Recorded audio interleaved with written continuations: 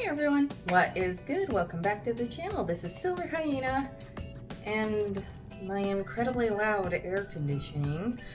And what I've got for today's video is it is time to try out these. Hopefully the glare of my stage lights don't... come on, please, stage lights, please.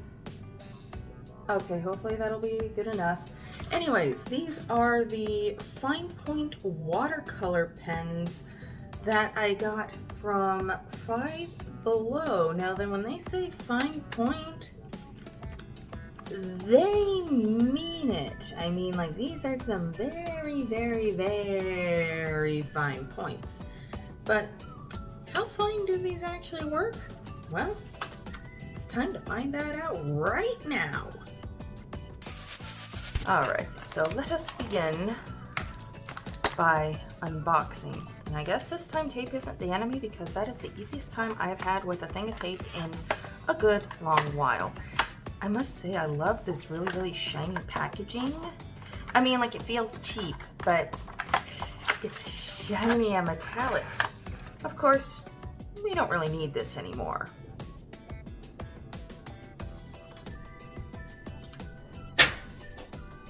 That's just something satisfying about yeeting unwanted packaging out of the way. Anyways, let's just take a look at one of these. Okay, so while the barrels are pretty plain, aside from the writing, which has that same awesome chrome rainbow metallic, and the names they give these colors are kind of fun. Like this brown is called Bear With Me, Once in a Blue Moon, Out of the Blue. Grass is always greener, go green, hello sunshine, be bright, tickled pink. I mean, like, these are fun. I mean, like, these may not... Here, let me... Hang on, I gotta go get that package. Give me a sec. Okay, maybe you shouldn't just yeet your packages across the room, although it is fun. Anyways, I'm not really seeing any particular brand name on these things. Okay, so we can just yeet that again. Yeah, so it's like there's like no names. I mean, like, even the brush pens had a kind of sort of branding, I want to say, like Art 101 or anything. I'm not seeing any of that here, but the names of these colors, it's kind of fun, so we'll see what happens. We'll see what happens. Anyways, you know the drill. I'm gonna set these down. I'm gonna open my sketchbook. I'm gonna drop my sketchbook. Something else on the table falls. And it is time to do the swatching. Sorry if the camera's bouncing a little bit. Like I said, the new setup I've got, little bit of a bouncy camera, so I do apologize. Okay, well, one small minus here. These caps, they do not fit on the end, so you gotta hold the cap in your free hand. But let us see how these work. Okay. Well, it's very, very fine point as expected. And it is nice and, like, at least this one is relatively nice and juicy. So that's a good sign. I always worry, like, this is just one of my personal little paranoias.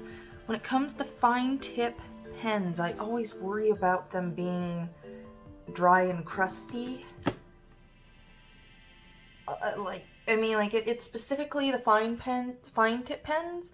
Because it's like, usually it's just like a really, really rude surprise when something like an alcohol-based brush marker or those previously mentioned brush pens that I tried, the water-soluble ones. Oh, excuse me so much. Yeah, those, I was really disappointed with how dry they were. Okay. Anyways, let's see how well these melt. Okay, well, you're definitely getting some color. They're once again, the melting, not really melting. I mean, like you're getting color, but it's not melting. I'm noticing a trend here with Five Below. However, we mustn't despair. There is still a lot to check out, so I'm gonna finish up with swatching these bad boys, and then we're gonna do an illustration. I'm sure you all know how it goes by now, so let's just get those swatches done and out of the way.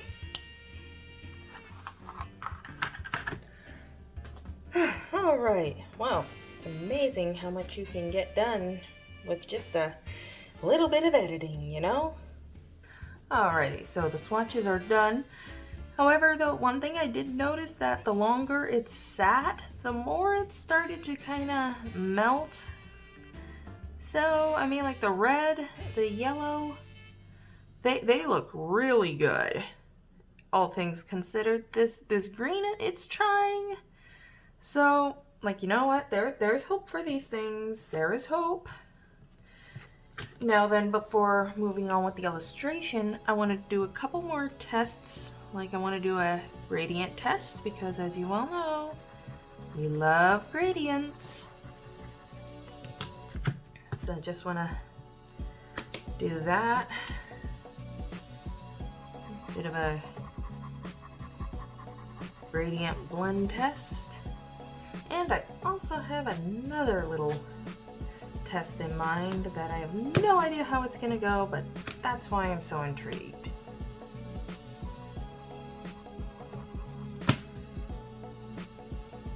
Alrighty, here goes nothing.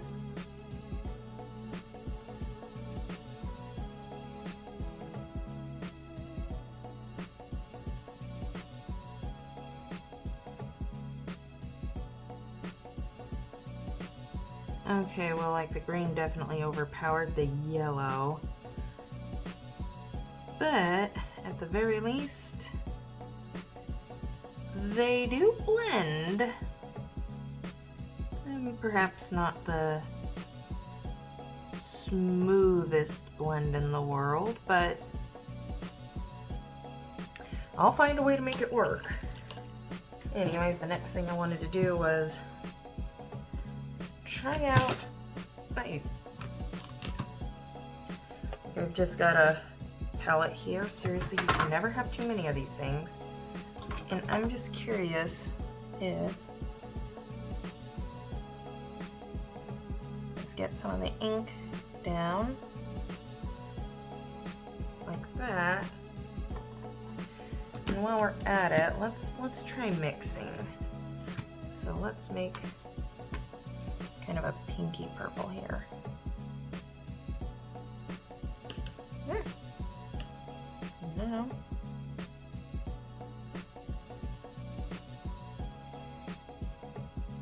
you know, kind of make it like a watercolor, just with extra steps. Oh, it's nice and transparent like watercolor. And it definitely works, and it's a lot smoother than the ink going down directly. So I would definitely consider this test successful, because it does work. It does work. Anyways, let me rinse off my brush real quick. So the swatching and testing phase, I think, is done. Now, I just got to do an illustration for you guys. We've got 12 colors. We've got some neutrals. We've got a lot of brights. I have an idea in mind of what can utilize at least most of these. And it's something I haven't drawn on this channel before, so I am really excited about it. Let's get to it.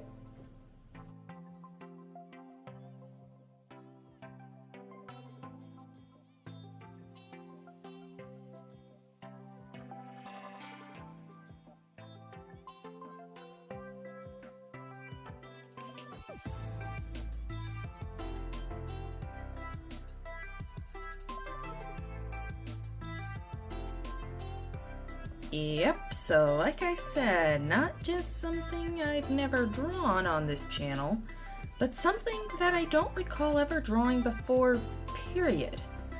A toucan! Now honestly, I don't know why I haven't. I love birds, and I've always liked toucans. They're brightly colored and black. One of my favorite combinations. And I just love the beak to body ratio. They're just adorable. On a side note, when Pokemon Sun and Moon first came out, one of my favorite new Pokemon, well, new at the time anyway, was Toucanon. I was just so happy to finally see a toucan Pokemon. In its shiny form, oh my gosh, I love it. Okay, anyways, back to this. For this video, Pixabay was, once again, my hero. I've used this site and mentioned them before on my channel many times, but I think they deserve another shout out. Pixabay is a truly wonderful site that offers a wide variety of copyright-free images for free.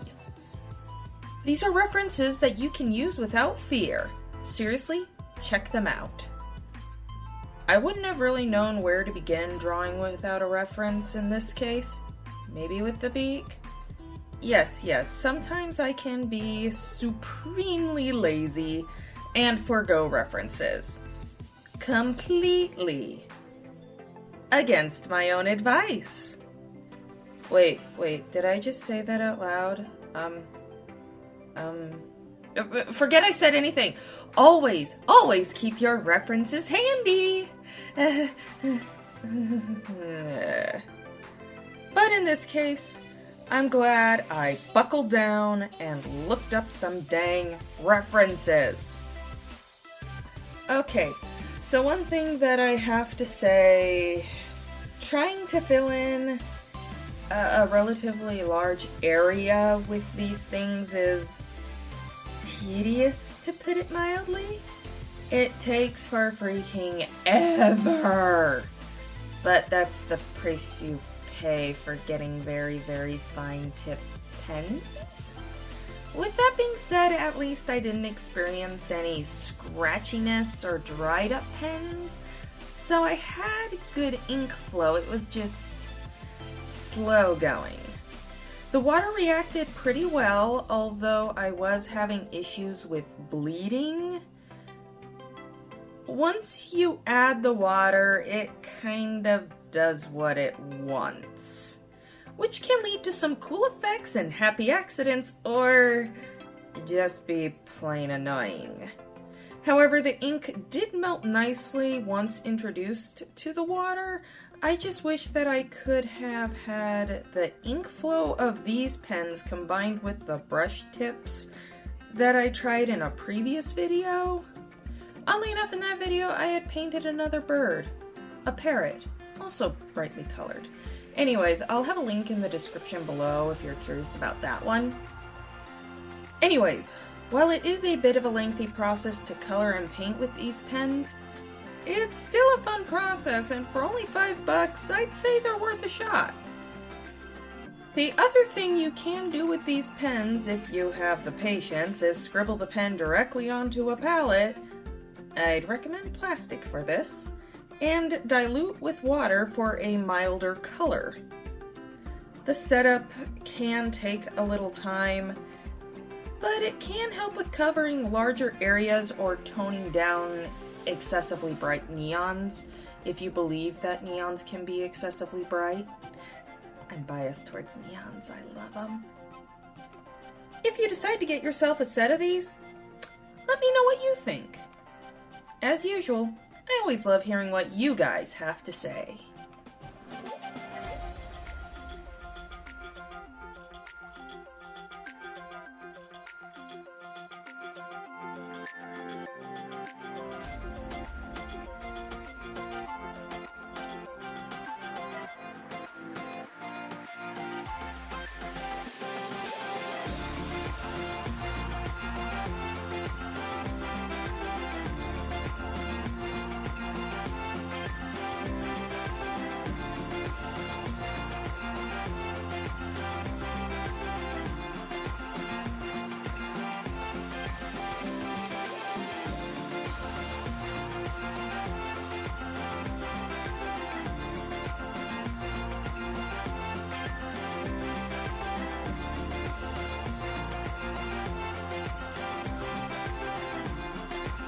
Alrighty.